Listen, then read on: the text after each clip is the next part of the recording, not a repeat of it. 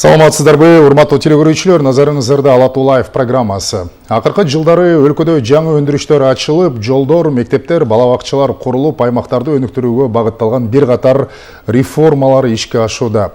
Бирок мамлекеттин күчү курулган объектилердин саны менен эле эмес, жарандын күнүмдүк көйгөйүнүн канчалык ыкчам жана адилеттүү чечилип жатканы менен дагы бааланат. Президент Садыр Жапаров өткөргөн республикалык кеңешмеде мына ушул маселеге өзгөчө көңүл бурулуп, мамлекеттик башкаруу системасынын жоопкерчилиги, жергиликтүү бийликтин ролу жана жетекчилердин жеке жоопкерчилиги тууралуу дагы жаңы талаптар коюлду. Борборго чейин жеткен ар бир көйгөй эми аймактагы башкаруунун кемчилиги катары каралышы керек деген принцип сунушталууда. Бул өзгөрүүлөр мамлекеттик башкаруунун жаңы моделине жол ачабы, жергиликтүү бийликке берилген кошумча укуктар, жоопкерчиликти да күчөтөбү? Бүгүн биз ушул суроолордун жообун талдап, Кыргыз Республикасынын жергиликтүү өз алдынча башкарууларынын союзунун директору Бектурган Орозбаев менен маектешели деп турабыз. Бектурган Ибраимович, саламатсызбы? Саламатсызбы. Студияга кош келдиңиз. Президент Садыр Жапаров Чолпон Ата шаарында өткөрүлгөн республикалык кеңешмеде ушул мамлекеттик башкаруу жаатында кабыл алынган бир нече негизги чечимдерди санап өттү. Мамлекет башчы аймактардагы жергиликтүү бийликтин жетекчилерине дагы бир нече кошумча укуктарды берди да. Эми мына ошол эле облус жетекчилерин алалы, мэрлер, акимдер болобу жогорку жактан жооп күтпөй өздөрүнө караштуу болгон аймактагы жетекчилерди өздөрү кызматка дагы дайындамай болушту.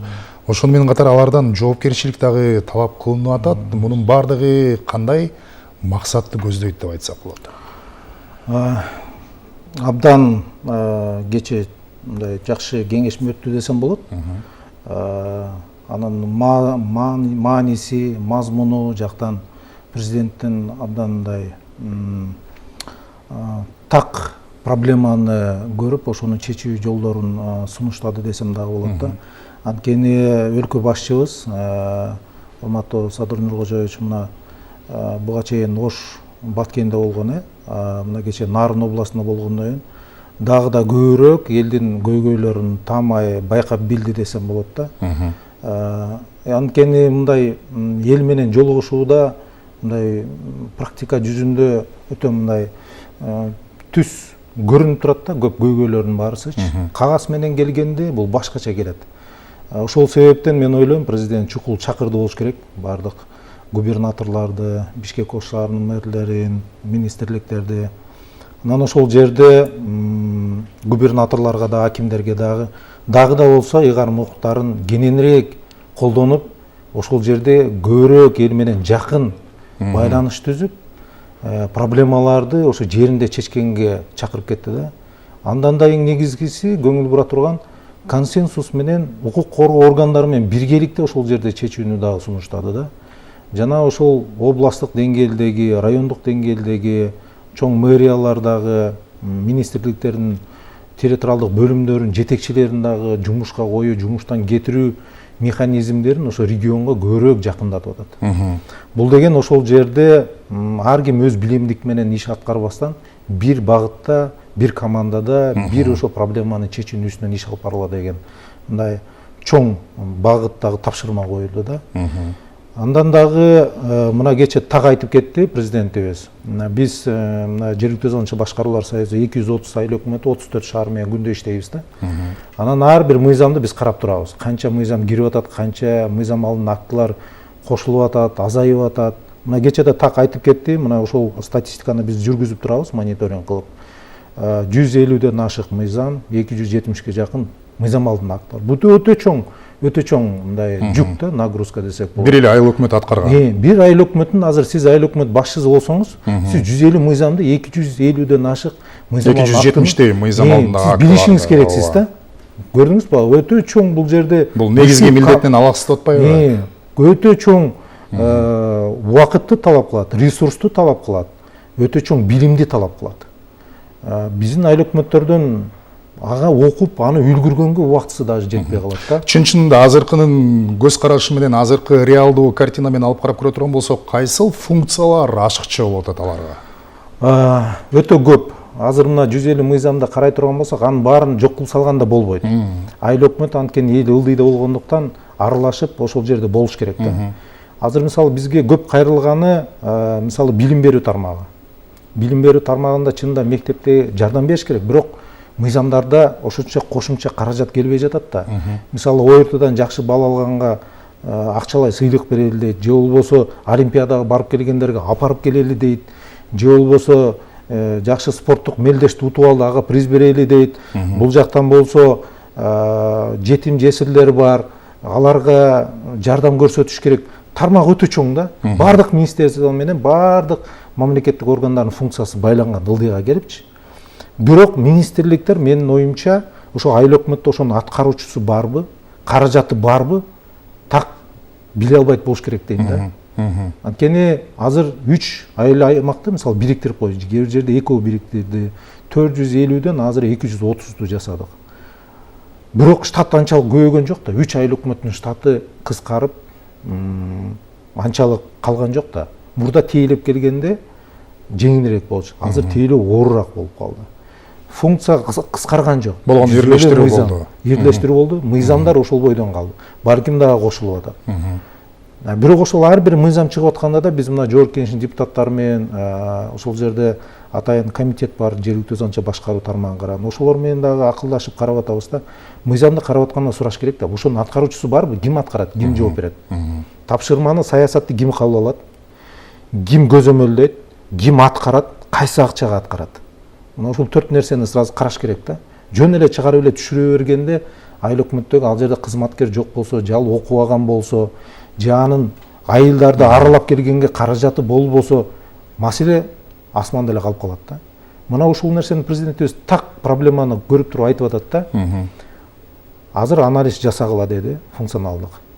Анан кайсы өзүнүн негизги багыттары Конституцияда жазылган, жергиликтүү маанилүү маселени чеч деп. Жергиликтүү маанилүү маселе элге эмне керек? Эң биринчи таштандыны чыгарып кетиш керек. Кечинде жарыктандырууну бериш керек. Таза сууну беришиң керексиң. Көчөлөрдү оңдоп түздөшүң керексиң. Жашылдарын көктөндүрүп, көчөттөрдү, гүлдөрдү отургузуп, ошол жерде инфраструктураны карашың керексиң. Бул жактан мамлекеттик органдар өзүнүн жүгүн жүктөгөндө бул менен алек болот дагы, аны эртерээк бүтүрбөсөм мага сөз тиет, же жумуштан алынат. Элдики калып калат да. Анан президент барганда бар, анан кийин ошол жерин айта баштайт. Же аким барганда, губернатор барганда айта башташат да.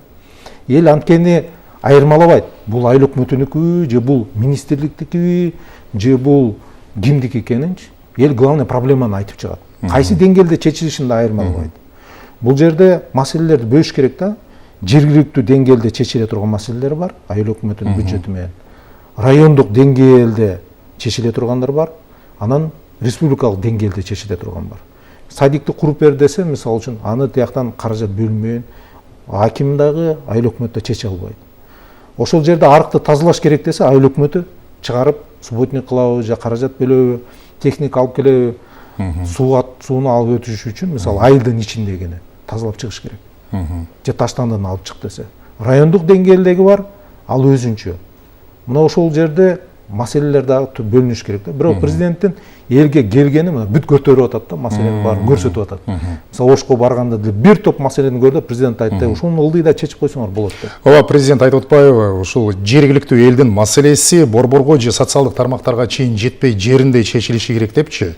Бүгүн көпчүлүк жарандар маселесин жергиликтүү бийлик эмес, президентке айтып, же интернет желесине чыгарууга аргасыз болуп атат да. Ушундай жол менен гана чечилишин көрүп калды карапайым калкка. Мамлекет башчы айтып атат, жоопкерчиликти бири-бириңерге түртүү деген доор бүттү, иштегиле. Демек, жергиликтүү бийликтин баягы алсыз иштеп келгендигине ошол жогоруда биз айтып аткан бир катар мыйзам, ошол эле 270 мыйзамдын алдындагы актылардын жүктөлүшү, ашыкча бир аларга жүк алып келген функциялардын жүктөлүшү болуп келген. Эми ошолорду инвентаризациялап, талдап, алчусын алып, кыскартуусун кыскартып, негизги маанилүүлөрүн калтыра турган болсок, биз натыйжа эффекти күтсөк болобу? Сөзсүз болот. Мына ушул жерде жатат бардык көйгөйлөрдүн так чечилишине азыр президент так тамай эмени коюп кетти да. Чечүү жолун, тапшырманы коюп кетти. Мына мисалы ушул эле маселени бизде мына мамлекеттик кызмат жана жергиликтүү өзү башкаруу агенттиги менен биз тыгыз иштешебиз. мына ушул агенттик менен азыр президенттин тапшырмасы, азыр протоколдук тапшырмалар түшөт, пландар иштелип чыгат. Ошол менен мамлекеттик агенттик менен мен ойлойм бир катар азыр жумуштар жасалат болуш керек. Агенттик менен биз мисалы Эстония, Латвия, башка өлкөлөрдү да көргөнбүз. Былтыр мына Швейцарияныкын да көрүп келдик да. Ар бир тапшырма саясат чыгып атканда алар сразу эсептейт экен да. Буну ким аткарат, канча акчага аткарылат, бунун аткаруучусу ошол билими жетиштүү кызматкер барбы жокпу дегенчи. Мына ошол системаны тургузуш керек да. Ошондо мына азыр жергиликтүү маанидеги маселени аткарыш үчүн айыл өкмөттө 10 кызматкер бар. Ал өзүн бөлүштүрөт. Мамлекеттен берилип аткан ыйгар муктарды аткарыш үчүн Конституция жазып койгон, буну 20 жыл мурун жазган. Мамлекеттик орган өзүнүн ыйгар укугун жергиликтүү өз алынча башкарууга берсе болот. Бирок ошол берип атканда каражатын кошо берип койсун деп жазылган. Эгер каражатын финансы министри менен эсептеп туруп, менин ушул ыйгар укугум, мен территориалдык бөлүмчөм жок, менин ордума аткарып бергиле десе, каражатын берсе, ал кызматкерди алат да аткарып туруп отчетун берет. Ошол каражаты бербей эле мыйзамдар менен, мыйзам алдында актылардын баарысы менен эле жүктөй бергенде бул баары бир эчтеке жылыш болбойт. Биз ордунда тура беребиз. Аткаруучу болуш керек, каражаты болуш керек. Бул жакта министерство айыл өкмөтү менен так көрүп туруш керек, бири-биринин ортосундагы коммуникацияны да түзүш керек да. Булар көрбөсө, алар ойлойт ал жакта толтура кызматкер бар, акчасы толтура депчи. А бизде 70% өзүн өзү толук камсыздай албайт. Анткени ар бир айыл өкмөттө завод фабрикалары жок азырынча. Бюджетти өтө толуктап кете турганчы. Ошондуктан каражат талап кылынат. Башка өлкөлөрдө мен ушуну барганда эле ушул суроону берем да, карайм да. Алар айтат, мисалы мэрияда ар бир министрдин аткара турган кызматкерлери бар дейт. Биз уже алып койгонбуз, түшөт, биз ошол аткарат дейт да. Бизде четко министерство менен муниципалитеттин ортосунда байланыш так түзүлгөн дейт да. Бардык чыгып аткан саясат бул жерде аткарылат дейт. Экөө бири-бири менен баланс коюлган. Мыйзамдын мүмкүнчүлүктөрү чектелеби, кеңейтилеби, ыйгар укуктар дагы көбүрөөк берилеби, бирок ар бир ошол жергиликтүү жетекчинин ошол жетекчилик кызматка айыл өкмөт башчысынан тарта аким болобу, мэр, облус башчысы болобу бара жаткандан кийин жоопкерчилиги да бар да, карапайым элдин жашоочулардын алдында. Милдеттен мени алып атат, мен ошол аймакка тиешелүү кызматты кылам. Сиз айткандай жанагы бардык кичинекей маселесинен тарта жол, инфраструктура, суу, таштанды жана башка көйгөйлөрдү чечип, элдин жашоо турмушун оңдоого мындайча айтканда жан үрөп иштейм деп. Көп учурда жоопкерчилиги каралбай атат да, мына ошондон улам дагы кече президент талап койду окшойт. Эл силердин келип иш бөлмөңөрдү каккылап күтүп турбасын, силер элге баргыла, эмне маселе бар, эмнени чечиш керек деп кайрылгыла депчи. Бая мен сурайын дегеним, мыйзамдан, конституциядан тышкаркыдагы ошол жетекчинин өзү жетекчи болуп бараткандан кийин лидерлик сапатынан тарта чечкиндүүлүгүнө чейинки бир мындайча айтканда кадамдары болуш керек да, ошол нерсени канчалык биздин жергиликтүү бийлик бүгүнкү күндө сезип иш алып барат? Күчтүү жетекчилер чынында бар бизде. Бирок мындай ошол сферада тажрыйбасы азыраак жетекчилер дагы бар да. Человеческий фактор деп коет го. Адамдык фактор өтө чоң нерсени ойнойт экен да. Биз мына канча жылдан бери, мен эми 25 жылдан бери ушул сферада жүрүп атам. Эгер күчтүү айыл өкмөтү келсе, ошол айыл өкмөттө чынында эле жылыштар болот, өзгөрүүлөр болот, инвестиция келе баштайт, эл менен мамиле оңолуп баштайт да.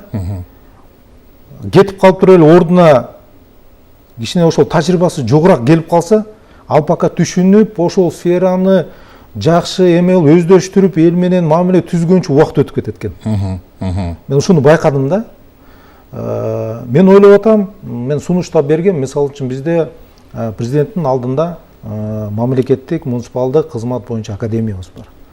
Мына ошол жерде атайын будущий мэр, мисалы будущий айыл өкмөтү, башкаруу академиясында, мисалы үчүн күчтүү аким, күчтүү губернатор деген школалар болуш керек да, партшколадайчы.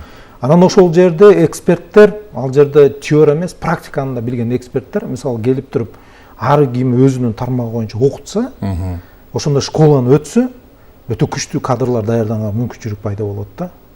Анткени сырттан ар тараптан келет да кызматкерлер, мисалы жетекчилерчи бизнестен келиши мүмкүн, башка чөйрөдөн келиши мүмкүн. Бул жергиликтүү өз аңчы башкаруу же болбосо хакимияттын функциясын аткаруу үчүн бардык тармакты билиш керек. Ал бир заматта бирөө алып кетиш өтө кыйын. Аны түшүнүш керек. Эгерде ошондой школалар жардам берсе, эксперттер жеңилирээк болот да. Бардыгын күчтүү кадр алып келиш өтө оор. Бирок күчтүү кадрлар келгенде сөзсүз мындай байкаса болот өзгөрүүнү. Батыраак дароо сезилерлик болот. Эгерде тажрыйбасы азыраак келип калса, сразу ылдый кетет динамикасы барычы. Бул сиз айткандай ошон үчүн президент так айтып атат да, жооп бересиңер депчи. Бирок мүмкүнчүлүктү азыр бардык жерде түзүп келатат. Мына азыр айылдарга ГИКтин үйлөрүн чүргөн атат. Таза суу, мисалы көп эмелердин баарын асфальттарга чейин коюп берем деп атат. Буга иштегиле деп атат да. Бирок мен ойлойт элем, дополнительно ошол жетекчилерди даярдай турган күчтүү школа керек да. Мен буну Россиядан көрдүм, аларда бар экен. Там мэрлерге атайын, губернаторлорго эмелердин атайын түзүп тур да. Ошол сиз айтып аткан президенттин алдындагы башкаруу академиясынан мамлекеттик муниципалдык кызмат адистигине жогорку билим алып, анан баягы кадрлар резервине туруп атышат, конкурстарга катышып атышат. Эми ал жерде бир нече этап менен бир нече баягы сынактардан өтүп келип атышат да. Ошол эле мыйзамдар, мыйзам актылары боюнча Кыргыз Республикасынын конституциясы ар ким өзүнүн барып турган кызмат абалына жараша дегендей мындай суроолорго жооп берип экзамен сынактан өтүп дегендей. Бул демек өзү натыйжасын бербей атабы же сиз? Бул берет. Бул азыркы бул дагы бир иргейт экен. Көп адашып келип калгандарды, тажрыйбасы жок же болбосо мындай өзүнчө көрсөтөт экен. Бул дагы бир лестница да, бул дагы дүйнөлүк практикалардын бири. Азыр деле президенттин академиясы көп окутат. Жакында эле мэрлерди окутту эме.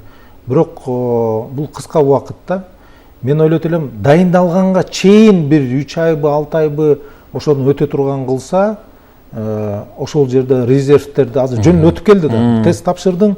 Теория башка, практика башка болот. Собеседованияда мен өзүм комиссияда катышам. Жергиликтүү маанидеги маселе эмне десең көп жооп бере албайт да. Трансферттер, мисалы бюджеттен кандай трансферттер түшөт десең көп жооп бере албайт. Көп да тармактарчы, мына 150 мыйзамды, 270 мыйзам алдын актыларды ошол бир 6 ай окуш керек да.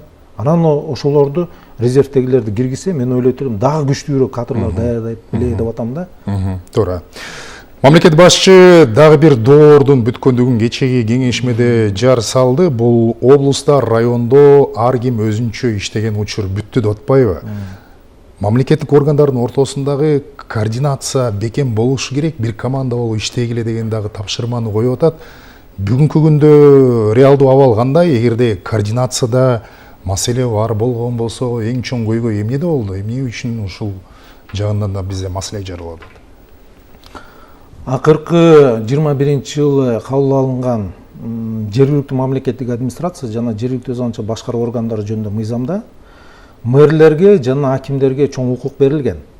Ошол райондогу же болбосо чоң областтык маанидеги шаарларда, Бишкек шаарларында министрликтердин территориалдык бөлүмдөрүнүн жетекчилерин дайындоо жана бошотуу боюнча. Бирок бүгүнкү күнгө чейин мен байкап келем, министрликтер өздөрү дайындап тоготпой келип атат да. Акимдерге аз эле кызматкерлер болуп калат экен. Анткени андан сырткарыдагы министрликтерге кирбеген көп тармактар бар. Аким эми бир чечкиндүү бир кадам жасайын десе, ал дайындаган эмес, министрликке баш ийет да, тигин тапшырмасын аткарбай коюшу мүмкүн да. Ошол эле мыйзамда айтып кеткен, укук коргоо органдарынан статистика жана оборона, мисалы ошолордон сырткаркыларды дайындап бошотот депчи. Азыр президентибиз андан ары кетип дагы укукту көбөйткөнгө тапшырма берди. Укук коргоо органдарына чейин карап, ошол жерде координация жасап, бир чечкиндүү, бир жооп бере турган бир адам болуш керек дегендей эмени коюп атат да. Мындай система, ошо бир адам бардыгын координировать этип, ошол территориядагы проблемаларды чечүүгө толук кандуу ыйгар муктар болсун деген мындай системаны киргиз келе дегенде мына сунуш болуп атат да.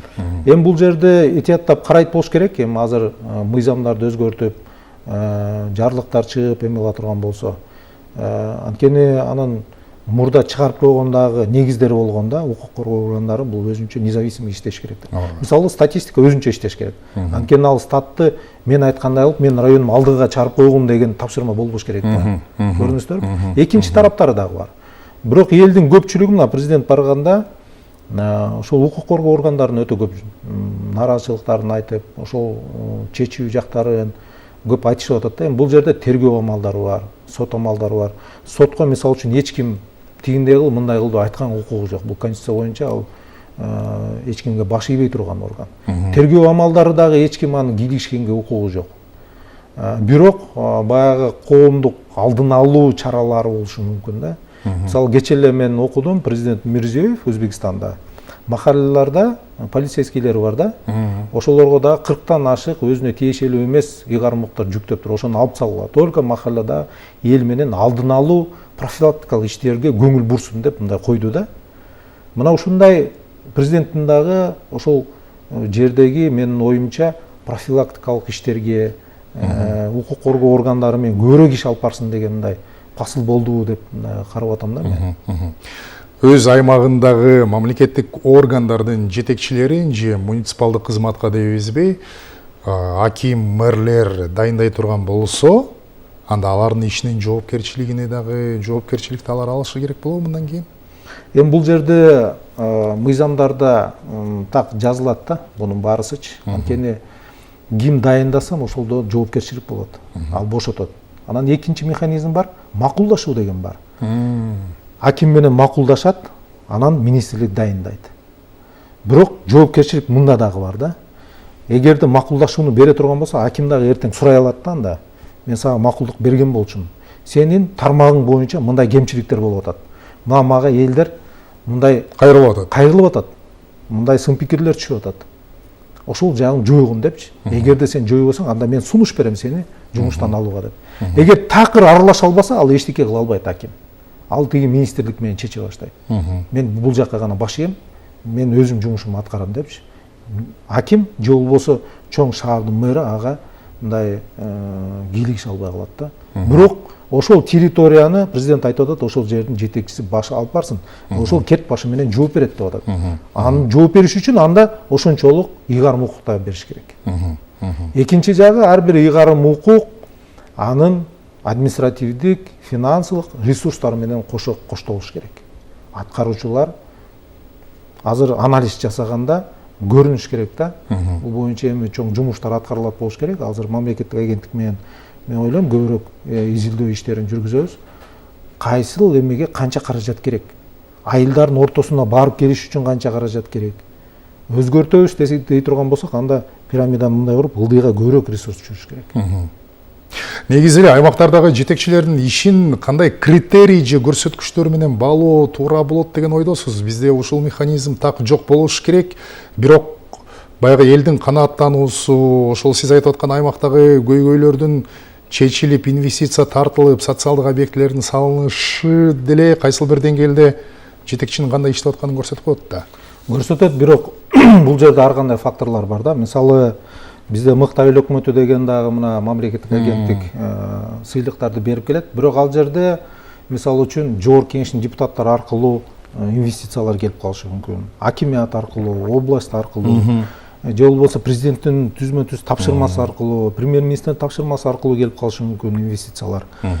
Айыл өкмөт өзүң чынында кайсы долбоорду жазып чыгып, кайсыны өткөрдүң дегенди баалаш үчүн баалоо системаларын киргизсе болот. Ал баалоо системаларын ар кандай киргизсе болот. Азыр мисалы электрондук түрдө иштеп чыксаң болот. WhatsAppка эле азыр оценканы киргизип элге таратып койсоң болот. Кандай баалайсыңар деп бир 10 суроону эле коюп койсоң, патратып эле бат эле айыл өкмөтү жөнүндө сразу эмесин чыгарып коет. Азыр программалар, мына искусственный интеллект өтө чоң программалар иштеп чыкса болот. Күтүп отуруштун кереги жок. Бирок президент азыр мына өзгөртүү киргизип мыйзамдарга 6 айдын жыйынтыгы менен сөзсүз эл менен жолугушкула деп губернаторго, акимге, мэрлерге дагы чоң эмени берди да. Бул дагы барганда ошол элдин суроо талабы азайдыбы, көбөйдүбү индикатор. Дагы бир чоң индикатор курултайды өткөрүп атат президент. Бул дагы демократиялык өтө чоң механизмдердин бири да. Ал жерге келип айтып атат. Мына кече мен бир госрегистрде болдум. Очередь абдан чоң. Бир эле окошко берет экен, документтерди берген. Бир 40-50 адам кырылышып турду да. Же болбосо электронный эмеси жок, ичинде условия начар. Элдин баары айтат, президентке айтышыбыз керек экен деп. Эми ошол жерде аким менен чечип койсо болот да, келип эме кылып. Бирок элдер акимге айтсаң да чечилбей калат. Лучше президентке соцсетке азыр чыгарып үйсең бат чечилет деген эмеге келип калыптыр да. Көрдүңүзбү? Эмне үчүн соцсет? Сразу ошо жете турган жерге жетсе, бир тапшырма берсе, буну бат оңдойт депчи. А эгерде ошол жерде аким ушундай маселелер болсо, соцсет аркылуу мага бат мени мынакей анонимный эме мага жөнөтүп тургула десе, механизмдер баары жөнөтүп жүрмөк да. Аким ошол жерде эле президентке жеткирип эле чечип коймок. Же болбосо айыл өкмөт башчысы, мисалы үчүн райондук бөлүмдөр айыл өкмөткө баш ийбейт, акимге баш ийет. Туурабы? Бирок мисалы госрегистр, хозрасчетное управление, аны аким дайындап бошото албайт. Көрдүңүзбү? Ошон үчүн президент айтып атат. Кеңейтип берейин, ошол жерди чеч деп атат да. Жана сиз айтып атпайсызбы? Механизмдерди көбөйтүш керек. Бардык эле айыл өкмөттө эми акча көп дегенден алыс болушубуз керек депчи. Бул кайсыл бир деңгээлде ушул каржынын жоктугунан иш алсыз болуп аткан эмес, балким ошол айыл өкмөттү жетектеп аткан жетекчинин баягы ишти сапаттуу алып бара албай аткандан да болушу мүмкүн. Анткени мамлекет башчы да мына кече тапшырманы койгондо айтып атат, инвестицияны тарткан, өндүрүш ишканасын ачкан менеджер болгула депчи. Кооз сүйлөгөн же болбосо азыр айрым жетекчилерди сиз көрүп атасыз, ушул социалдык тармактын доору болгон үчүнбү, балким бул жактын дагы артыкчылыгы бар чыгар. Баягы көп учурда пиар жагын каалайт, көздөп тургандар да бар. Бирок пиар кылбай эле ишин сапаттуу алып бараткан деле жетекчилер бар болуш керек. Чыныгы менеджер жетекчилер дагы кандай критерийлерге ээ болуш керек деп ойлойбуз. Анан биздин эфир жыйынтыкталып баратканына байланыштуу дагы бир суроону кошумча узатайынчы. Ушул жергиликтүү өз алдынча башкаруу органдарынын союзунун директору катары сиз дагы эми тыкыр иш алып баргандан кийин ошол жергиликтүү маанидеги жетекчилер, ошол эле айыл өкмөт, шаар башчылары бир көйгөйлөр менен кайрылган учурлар болобу? Балким ошол эле мыйзам актыларына байланыштуу, уйгарым укуктарга байланыштуу. Кылалы десек могул тоскоол болуп атат деп. Кече эле Расул кече эле мына бир айыл өкмөт менен сүйлөштүм, бизге келип. Мен дейт инвестиция тартып келейин деп атам, инвесторлор бар. Ушунча жерде трансформация кылышым керекмин. Ошол жерге мындай бир завод же эме түшөт деп атат. Бирок деди, ал жерде мен трансформация кылсам, ал жер мамлекеттик жер болуп, мамлекеттик бойдон калып калат экен дагы, мага эчтеке түшпөйт экен деп атат. Анда мага эмне кереги бар анча чуркаштын деди да. Ошону карап бергиле деди. Анан мен дагы айттым да, действительно ал жерди трансформация кылгандан кийин муниципалдык жер катары өткөрүш керек. Ошондо сиздин бюджетиңизге келип түшөт, сиз да кызыктар болосуз. Мыйзамдардын ичинде да көп нерселер бар. Сиз айткандай. Бир эле нерсени айттым да. Анан кээ бир жетекчилер бар, мен акча табышым керекмин деп туруп, өзүнүн негизги жергиликтүү маанидеги маселесин унутуп коюп, элдин көйгөйлөрүн акчанын аркасынан кубалап кетип, ал жактан анан коррупционный элементтерге эме болуп, текшерүүдөн башы чыкпай, анан кийин бүт кашасы чыгып кетет. Кейстер өтө көп. Биз анткени күндө иштейбиз, күндө айыл өкмөттөргө барып, ошол жерден документтерин даярдап, жардам берип, ошол мындай көп эме кылабыз да. Жетекчиден сиз айткандай көп нерсе андан зависит этет, бирок билим жагынан көбүрөөк жардам бериш керек. Анан мына азыр баары күтүп отурат, сентябрда президент айткан, айлык акыбыз көбөйөт депчи. Айлык акыны азыр 50% деп атат. Премьер-министр айтып кетти. Мен колдон келсе 100%га көтөргөнгө мындай чакырат элем да. Эми каражатыбыз албетте бул эме эмес, бирок президент абдан көп эмелер көтөрүп берди. Бирок эң негизги жүктү көтөргөн ушул айыл өкмөттөр да. Эгерде азыр 100%га көтөрө турган болсок, эффект сразу көбөйөт. Анткени инфляция жеп коюп атат кайра эле айлыктардын баарысынчы. Анан көбү мына азыр айыл өкмөттөргө азыр барам дегендер мына конкуренция көбөйдү. Мында каччы эле. Анткени айлыгы көбөйдү. Азыр эгерде ошол жерге айлык көп болсо, күчтүү адистер келе баштайт. Күчтүү университетти бүткөн, сырт жакта окуган, башка жакта окугандар көбөйөт да. Бул да чоң эффект берет. Ошол жагын эске алыш керек. Бектурган Ибраимович, жыйынтыктап айтканда, ушул жаңы өзгөрүүлөрдүн натыйжасын эл качан сезип баштайт? Жакынкы 1 жылда бир конкреттүү өзгөрүүлөргө барабыз десек болобу? 1-2 жылда мен ойлойм, азыр так ыйгарым укуктар ажырамдалып, айыл өкмөттүн функция ыйгарым укуктары так аныкталып, каражаттар так коюлса, бат эле көрсө болот мунучу. 1-2 жылдын ичинде көрсө болот. Эгерде ажырым болбой эле бардык айыл өкмөттөр деле жүктөп эле ошолор эле кылыш керек деп эме болсо, биз көпкө жылбайбыз, кыйналып калабыз. Сизге ыраазычылык билдиребиз. Маанилүү маек курганыңызга ишиңизде ийгиликтер болсун. Президент койгон талаптар бир гана кадрдык же уюштуруучулук өзгөрүү эмес, бул мамлекеттик башкаруунун философиясын өзгөртүүгө багытталган аракет катары дагы бааланууда. Башкы максат жарандын көйгөйү кабинеттен кабинетке өтпөй, ошол жерде жана өз убагында чечилген системаны түзүү болуп турат. Албетте, жаңы ыйгарым укуктары менен бирге жоопкерчилик дагы күчөйт. Эми ар бир аким болобу, мэрби, жергиликтүү жетекчинин иши өткөргөн жыйындары же даярдаган отчеттору менен эмес, элдин жашоо сапатындагы реалдуу өзгөрүүлөр менен өлчөнөт. Аймактар күчтүү болсо, мамлекет күчтүү болот деген принципна ушул реформалардын негизги өзөгүн түзүп тургандай. Бул максаттар канчалык деңгээлде ишке ашаары алдыдагы убакыттын жана жетекчилердин жоопкерчиликтүү ишинин негизги сыноосу болот. Көңүл бурганыңыздар үчүн рахмат. Биз эфирди жыйынтыктайбыз. Көрүшкөнчө саламатта туруңуздар.